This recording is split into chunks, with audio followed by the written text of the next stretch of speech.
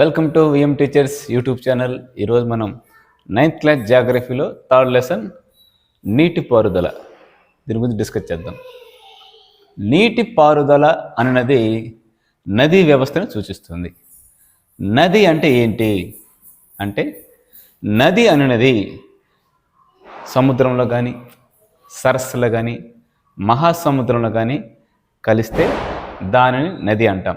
Example, ఏదైనా చూడండి, ఒక చిన్నపాటి నది సముద్రంలో కలుస్తూ ఉంది, ఒక పెద్దది ఇందులో వచ్చి కలుస్తూ ఉంది. అంటే పెద్ద నది వచ్చి ఇందులో కలుస్తూ ఉంది, చిన్న నది ఇక్కడి నుంచి ప్రవహించి సముద్రంలో కలుస్తూ ఉంది. ఈ రెండింటిలో నదిని దేనిగా పరిగణిస్తామంటే దీన్నే నదిగా పరిగణిస్తాం. ఎందుకంటే ఇది తక్కువ దూరం ప్రయాణించినప్పటికీ ఏదైనా ఒక సరస్సులో, ఒక సముద్రంలో లేదా ఒక మహాసముద్రంలో కలుస్తుంది కాబట్టి దీనిని మాత్రమే నదిగా పరిగణిస్తాం. ఇది ఎంత పెద్ద దూరం, ఎన్ని కిలోమీటర్లు ప్రవహించినా, ఎంత దూరం ప్రయాణించినా సముద్రంలో కలవట్లేదు, సరస్సుల్లో కలవట్లే, మహాసముద్రంలో కలవట్లేదు కాబట్టి దీనికి ఉపనదిగా పరిగణిస్తాం. సో నది అంటే ఖచ్చితంగా సముద్రంలో జలభాగాల్లో కలవాలి, ఇది నది. సో నీటిపారుదల నదీ వ్యవస్థను సూచిస్తుంది అని చెప్పా. నీటిపారుదల నదీ వ్యవస్థని సూచిస్తుంది. నదీ వ్యవస్థ అంటే ఏంటి? నదీ వ్యవస్థ, నది దాని యొక్క ఉపనదులని కలిపి మనం నదీ వ్యవస్థ అంటాం. నదీ వ్యవస్థ అంటే ఏమి? నది దాని యొక్క ఉపనదులు వీటిని కలిపి మనం నదీ వ్యవస్థ అంటాం. ప్రపంచంలో అతిపెద్ద నదీ వ్యవస్థ ఉండే నది అంటే అమెజాన్. ప్రపంచంలో అతిపెద్ద నదీ వ్యవస్థ అని దేన్ని అంటారంటే అమెజాన్. మరి భారతదేశంలో అతిపెద్ద నదీ వ్యవస్థ అంటే గంగా. భారతదేశంలో అతిపెద్ద నదీ వ్యవస్థ కలిగినది ఏది అంటే గంగా నది. సో ఇది నదీ వ్యవస్థకు సంబంధించింది. నెక్స్ట్, నదీ ప్రవాహ ప్రాంతం. నదీ ప్రవాహ ప్రాంతం, నదీ ప్రవాహ ప్రాంతం లేదా హరివాణం. నదీ ప్రవాహ ప్రాంతం లేదా హరివాణం అంటే నదీ వ్యవస్థ వలన నీటిని పొందే ప్రాంతాన్ని నదీ ప్రవాహ ప్రాంతం లేదా నదీ పరివాహక ప్రాంతం లేదా హరివాణం అంటాం. ఈ నదీ వ్యవస్థ వలన ఏ ప్రాంతాలైతే నీటిని పొందుతాయో దాని నదీ పరివాహక ప్రాంతం అంటాం. నెక్స్ట్, జల విభాజక క్షేత్రం. జల విభాజక క్షేత్రం. జల విభాజక క్షేత్రం అంటే రెండు నదీ వ్యవస్థల మధ్య ఎత్తైన ప్రాంతాన్ని, ఎత్తైన ప్రదేశాన్ని లేదా ఎత్తైన పర్వతాన్ని జల విభాజక క్షేత్రం అంటాం. మీకు డౌట్ రావచ్చు, అదేంటి రెండు నదుల మధ్య ప్రాంతాన్ని అంతర్వేది అంటాం కదా సార్, ఏంటి జల విభాజక క్షేత్రం? అంతర్వేది అంటే మైదాన ప్రాంతం. బాగా వినాలి, క్వశ్చన్ క్లారిటీగానే ఉంటుంది. రెండు నదీ వ్యవస్థలని విభజించే ఎత్తైన పర్వతం, ఎత్తైన ప్రదేశం అని అంటే జల విభాజక క్షేత్రం. క్లియర్గా ఉంటుంది క్వశ్చన్. రెండు నదుల మధ్య ఉండే ప్రాంతాన్ని అంతర్వేది, అది మైదాన ప్రాంతాలు. సో ఎత్తైన ప్రాంతం, ఎత్తైన ప్రదేశం అని అంటే జల విభాజక క్షేత్రం అని గుర్తుపెట్టుకోవాలి. ఎగ్జాంపుల్, మన దేశంలో నర్మదా నది ప్రవహిస్తూ ఉంది. టెక్స్ట్ బుక్లో తాపీ నది ఉంది, సో దాని పేరు తపతి. తాపి అని ఇచ్చాడు కాబట్టి తాపి అన్న తపతి అన్న ఒకటే గుర్తుపెట్టుకోండి. ఇది తపతి నది, తాపి నది. ఇదేమో నర్మదా, ఇదేమో తాపి లేదా తపతి. ఈ రెండు నదులని విభజించే ఎత్తైన ప్రదేశం లేదా ఎత్తైన పర్వతం అని అంటే దాన్ని మనం ఏమంటామంటే, ఇక్కడ సాత్పురా పర్వత శ్రేణి ఉంది. సాత్పురా పర్వత శ్రేణి. ఈ రెండు నదుల మధ్య ఉండే విభాజక క్షేత్రం ఏది అంటే సాత్పురా పర్వత శ్రేణి. సాత్పురా పర్వత శ్రేణి. విభాజక క్షేత్రం క్లియర్గా అడతాడు.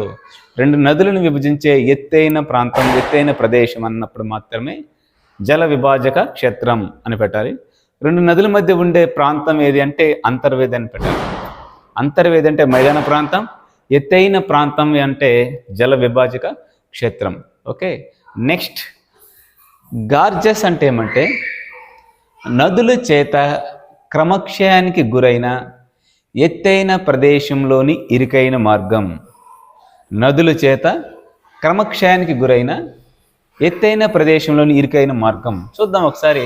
ఈ ఎత్తైన ప్రదేశంలో నదుల చేత క్రమక్షయానికి గురైన ఇరుకైన మార్గాన్ని మనం గార్జెస్ అంటాం. గార్జెస్ దాదాపుగా నిటారుగా ఉంటాయి. గార్జెస్ దాదాపుగా నిటారుగా ఉంటాయి.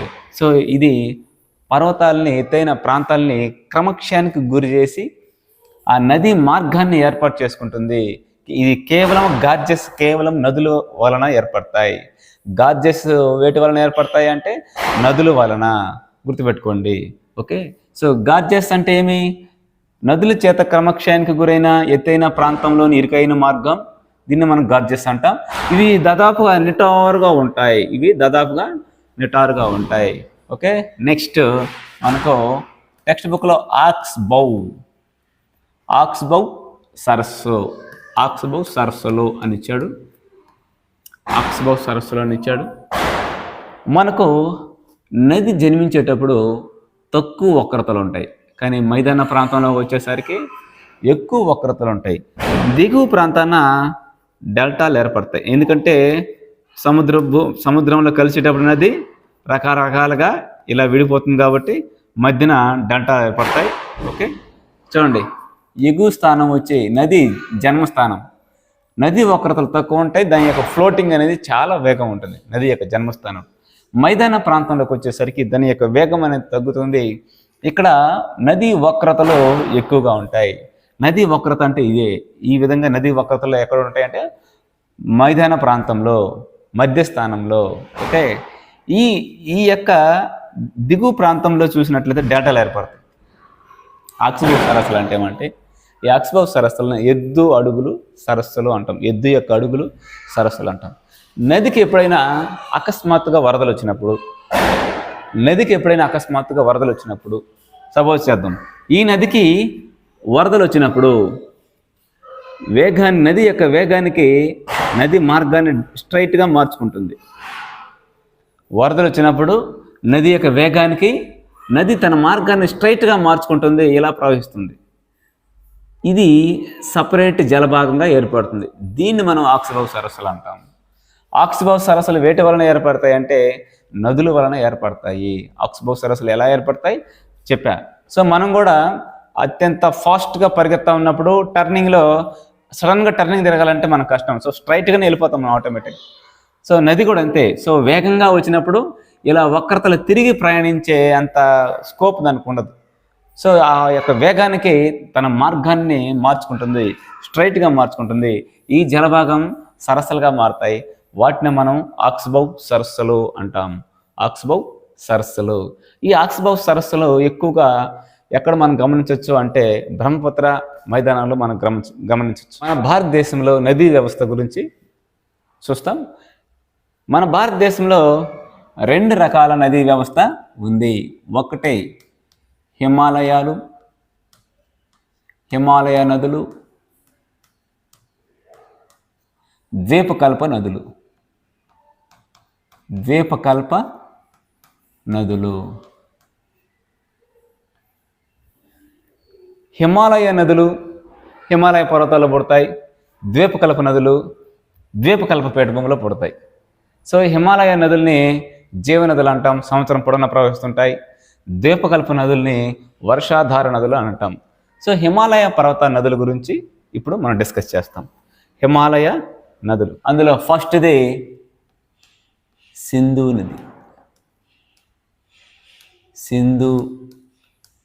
నది.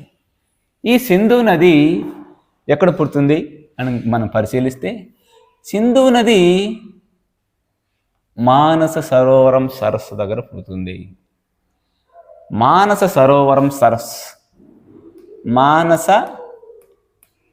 సరోవరం సరస్సు. ఈ సరస్సుకి ఇటువైపున పుడుతుంది. ఇలా ప్రవహించి భారతదేశంలో డెమ్చోక్, లడఖ్లోని డెమ్చోక్ అనే ప్రాంతంలో ప్రవేశించి ఇలా బాల్టిస్తాన్, గిల్గిత్, ఇక్కడ అటాక్ డిస్ట్రిక్ట్, పాకిస్తాన్లో ఒక డిస్ట్రిక్ట్ అది. అటాక్ అనే డిస్ట్రిక్ట్, అక్కడ మౌంటైన్స్ ఉంటాయి, వాటిని అటాక్ మౌంటైన్స్ అంటాం. మైదాన ప్రాంతంలో ఇక్కడ ఎంటర్ అయ్యే. సో ఈ విధంగా పాకిస్తాన్లో ప్రవహించి అరేబియా సముద్రంలో కలుస్తుంది. ఇది దీని మొత్తం పొడవు చూస్తే మనం 2900 కిలోమీటర్స్. ఓకే, ఈ యొక్క సింధు నది పరివాహక ప్రాంతం గురించి, దాని యొక్క ఉపనదుల గురించి చూద్దాం. సో సింధు నది ఎక్కడ పుడుతుందని చెప్పాను మీకు.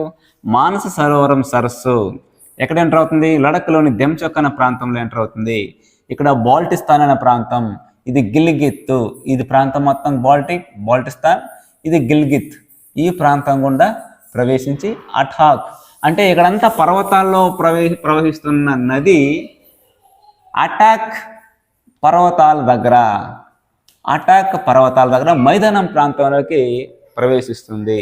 ఓకే, దీని యొక్క ఉపనదులు చూస్తాం. దీని యొక్క ఉపనదులు మనం పరిశీలిస్తే చేనాబ్, జేలం, రావి, చేనాబ్, బియాస్, సట్లెజ్. ఫస్ట్ కింద నుంచి పైకి పోదాం. సట్లెజ్. ఇక్కడ రాకాసి సరస్సు ఉంటుంది, మానసరోవరం సరస్సుకు దిగున. ఈ రాకాస సరస్సు వద్ద పుట్టి హిమాచల్ ప్రదేశ్లో షిప్కిలా కనుమ గుండా ఎంటర్ అయ్యి పంజాబ్ గుండా ప్రవహించి ఇలా సింధు నదిలో ఎక్కడ మిథాన్ కోట ఈ ప్రాంతంలో సింధు నదిలో కలుస్తుంది. దీనిని సట్లెజ్ నది. ఈ సట్లెజ్ నది రాకాసి సరస్సు, ఆ సరస్సు పేరు రాకాసి సరస్సు. ఈ సరస్సు ఎక్కడ ఉంటుంది? మానస సరోవరం సరస్సుకి దిగున ఉంటుంది. ఈ రాకాసి సరస్సు గుండా పుట్టి ఎక్కడ కలుస్తుంది? ఎక్కడ ఎంటర్ అవుతుంది భారతదేశంలో అంటే షిప్కిలా కనుమ. ఇది హిమాచల్ ప్రదేశ్లో, కనుమ అంటే దారి. ఈ షిప్కిలా కనుమ గుండా హిమాచల్ ప్రదేశ్లోకి ఎంటర్ అయ్యి పంజాబ్ గుండా ప్రవహించి సింధు నదిలో మిథాన్ కోట అనే ప్రాంతంలో కలుస్తుంది. సట్లెజ్. సింధు నది యొక్క అత్యంత పొడవైన ఉపనది ఏదంటే సట్లెజ్. సింధు నది ఉపనదులలో 3 దేశాల గుండా ప్రవహించే నది ఏది? సట్లెజ్. ఆ 3 దేశాలు ఏంటంటే టిబెట్ అన్నా చైనా అన్నా ఒకటే, ఎందుకంటే టిబెట్ చైనా ఆక్రమించుకున్నది. టిబెట్, భారత్, పాకిస్తాన్. సో 3 దేశాల గుండా ప్రవహించే సింధు నది యొక్క ఉపనది ఏదంటే సట్లెజ్. ఈ సింధు నది ఉపనదులకల్లా పొడవైన ఉపనది అంటే సట్లెజ్. Okay, right. నెక్స్ట్ ఈ సట్లెజ్ నది మీద గోవింద సాగర్ సరస్సు ఉంది. ఎందుకంటే మనకు టెక్స్ట్ బుక్లో మ్యాప్ పాయింటింగ్లో ఇస్తున్నాడు గోవింద సాగర్ సరస్సు అనేసి. సో ఆ గోవింద సాగర్ సరస్సు హిమాచల్ ప్రదేశ్కి సంబంధించి ఎక్కడ ఏరియాలో వస్తుంది. సో గోవింద సాగర్ సరస్సు, ఈ గోవింద సాగర్ సరస్సు ఏ నదీ జలాల వలన ఏర్పడుతుందంటే సట్లెజ్ నదీ జలాలు. సట్లెజ్ నదికి సమీపంలో ఒడ్డున ఉంటుంది కాబట్టి సట్లెజ్ నది మీద ఉంది అనేసి చెప్పడం జరుగుతుంది. నెక్స్ట్ ఇక్కడ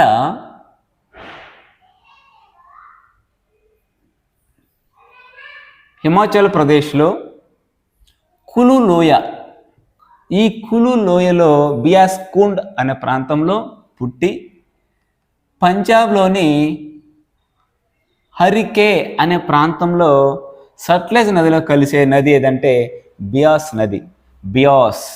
దీన్ని మనం బియాస్. సో బియాస్ నది ఎక్కడ పుడుతుంది? ఇక్కడ రోహతంగ్ కనుమ ఉంటుంది. ఈ రోహతంగ్ కనుమ దిగువన కులు లోయలో బియాస్కుండ్ అనే ప్రాంతం వద్ద కులు లోయ, కులు ప్రాంతం, కులు లోయ, ఏసు విడత ప్రాంతాలు ఇవన్నీ. ఈ కులు లోయలో పుట్టి పంజాబ్లో హరికే అనే ప్రాంతంలో సట్లెజ్ నదిలో కలిసే నది ఏదంటే బియాస్ నది. సో భారతదేశంలోనే పుట్టి భారతదేశంలోనే కలిసే సింధు నది ఉపనది ఇదే. ఇక్కడ పుట్టి ఇక్కడే కలుస్తూ ఉంది, గుర్తుపెట్టి. హిమాచల్ ప్రదేశ్లో పుడతా ఉంది, పంజాబ్లో సట్లెజ్లో కలుస్తూ ఉంది బియాస్ నది. నెక్స్ట్ నది ఇదే రోహతంగ్ కనుమ వద్ద కులు పర్వతాలు, ఇక్కడ కులు పర్వతాలు ఉంటాయి. ఈ కులు పర్వతాల్లో పుట్టి ఇలా కాశ్మీర్ గుండా ప్రవేశించి చేనాబ్లో కలుస్తుంది. చెనాబ్, దీన్ని రావి నది అంటాం. రావి నది. ఓకే, రావి నది ఎక్కడ పుడుతుంది? రోహతంగ్ కనుమ ఒకవైపు, రోహతంగ్ కనుమ పక్కన కులు పర్వతాలు ఉన్నాయి. ఆ కులు పర్వతాల్లో పుట్టి ఇలా కాశ్మీర్ గుండా ప్రవహించి చెనాబ్లో కలుస్తుంది రావి నది. రావి నది. నెక్స్ట్ ఇక్కడ మనం గమనిస్తే హిమాచల్ ప్రదేశ్ నుండి లడఖ్ వైపు బారాలాప్చల కనుమ ఉంది. బారాలాప్చల కనుమ. ఈ బారాలాప్చల కనుమ రెండు ప్రాంతాల్లో చంద్రభాగా అనే ప్రాంతాల్లో పుట్టి, సో చంద్రభాగా అనే ప్రాంతాల్లో పుట్టి ఇలా జమ్మూ కాశ్మీర్ గుండా ప్రవేశించి ఇలా సట్లెజ్లో కలుస్తుంది. ఈ నదిని చీనాబ్ అంటాం. ఈ నదిని ఏమంటాం మనము? చీనాబ్. చూడండి ఒకసారి. కులు పర్వతాల్లో పుట్టి చీనాబ్లో కలిసే నది రావి నది. బారాలాప్చల కనుమలో పుట్టి జమ్మూ కాశ్మీర్ గుండా ప్రవేశించి సట్లెజ్ నదిలో ఇక్కడ ఈ ప్రాంతాన్ని మనం పంచనాడ్ అంటాం. ఇక్కడ ఈ ప్రాంతాన్ని పంచనాడ్. టెక్స్ట్ బుక్లో ఇవన్నీ లేవు, కానీ ఏ ప్రాంతాల్లో కలుస్తుందనే విషయం ఇది ఇవ్వడం జరిగింది టెక్స్ట్ బుక్లో, మిగతావి ఇవ్వలేదు. సో మీకు తెలియాలి కాబట్టి పంచనాడ్ ప్రాంతంలో కలుస్తుంది, పంజాబ్లో. ఓకే, మరి నెక్స్ట్ ఇక్కడ మనం గమనిస్తే పీర్ పంజాల్ పర్వత శ్రేణి హిమాచల్ ప్రదేశ్ దాకా ఇవి ఉంటుంది. ఈ పీర్ పంజాల్ పర్వత శ్రేణిలో వెరీనాగ్ అనే కనుమ గుండా ఇలా పుట్టి ఇలా ప్రవేశించి మళ్ళీ తిరిగి చేనాబ్లో కలుస్తుంది. దీన్ని మనం జేలం నది అన్నాం. జేలం నది పీర్ పంజాల్ పర్వత శ్రేణిలో పుడుతుంది, చేనాబ్లో కలుస్తుంది. ఈ బారాలాప్చల కనుమలో చెనాబ్ నది పుడుతుంది, సట్లెజ్లో కలుస్తుంది. రావి నది కులు పర్వతాల్లో పుడుతుంది, చెనాబ్లో కలుస్తుంది రంగాపూర్ వద్ద. సో ఇక్కడ ఈ యొక్క జేలం నది ఒడ్డున గమనిస్తే ఇక్కడ జేలం నది వలన ఏర్పడిన సరస్సు ఉలార్ సరస్సు. ఆ ఉలార్ సరస్సు ఏ నది వలన ఏర్పడింది? ఇది ఉలార్ సరస్సు జేలం నది వలన. భారతదేశంలో అతిపెద్ద మంచినీటి సరస్సు ఏది అంటే ఉలార్ సరస్సు. గోవింద సాగర్ సరస్సు అని చెప్పి, ఈ గోవింద సాగర్ సరస్సు మానవ నిర్మిత సరస్సు. ఓకే, అంటే ఇక్కడ బాక్రనంగల్ ప్రాజెక్ట్ అని కట్టిన దాని వల్ల ఆ నదీ జలాల వలన అది ఏర్పడింది. సో ఆ ప్రాజెక్టు కట్టకుండా ఉన్నట్లయితే సో ఆ సరస్సు అనేది ఏర్పడి ఉండేది కాదు. సో బాక్రనంగల్ ప్రాజెక్టు ఏ నది మీద కట్టడం జరిగిందంటే సట్లెజ్ నది. ఓకేనా. నెక్స్ట్ సింధు నది ఉపనదులు పైన కలిసేటి ఒకటి జస్కర్ నది, నెక్స్ట్ షోక్ నది, నెక్స్ట్ నుబ్రా నది, నెక్స్ట్ హూంజా. టెక్స్ట్ బుక్లో మెన్షన్ చేయడం జరిగింది కాబట్టి ఇవన్నీ సింధు నది యొక్క ఉపనదులు. ఫస్ట్ షోక్ నది చూద్దాం. ఈ షోక్ నది ఇలా పుట్టి ఇలా ప్రవహించి ఇక్కడ కలుస్తుంది. షోక్ నది, దీన్ని మనం ఏమన్నా షోక్ నది. ఈ లడఖ ప్రాంతం గుండా ఎంటర్ అయ్యి ఇలా ప్రవహించి సింధు నదిలో కలుస్తూ ఉంది, దీన్ని షోక్ నది అన్నాం. ఈ నుబ్రా నది ఈ ప్రాంతంలో పుట్టి షోక్ నదిలో కలుస్తూ ఉంది, దీన్ని నుబ్రా నది. సో ఇలా ప్రవహించే షోక్ నదిలో కలుస్తూ ఉంది, ఇది కూడా సింధు నది ఉపనది కింద పరిగణిస్తాం కాబట్టి దాన్ని నుబ్రా నది అన్నాం. నెక్స్ట్ ఇక్కడ ప్రవహించి ఇలా సింధు నదిలో కలిసేది వచ్చి ఇక్కడ హూంజా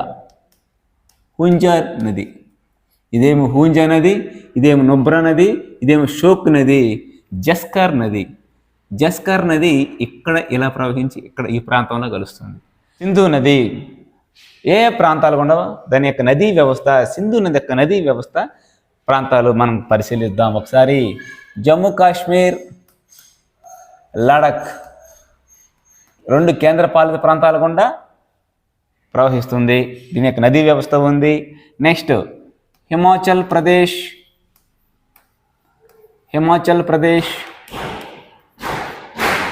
నెక్స్ట్ పంజాబ్ ఈ 2 రాష్ట్రాల గుండా దీని యొక్క నదీ వ్యవస్థ ఉంది. కానీ ఈ సట్లెజ్ నది మీద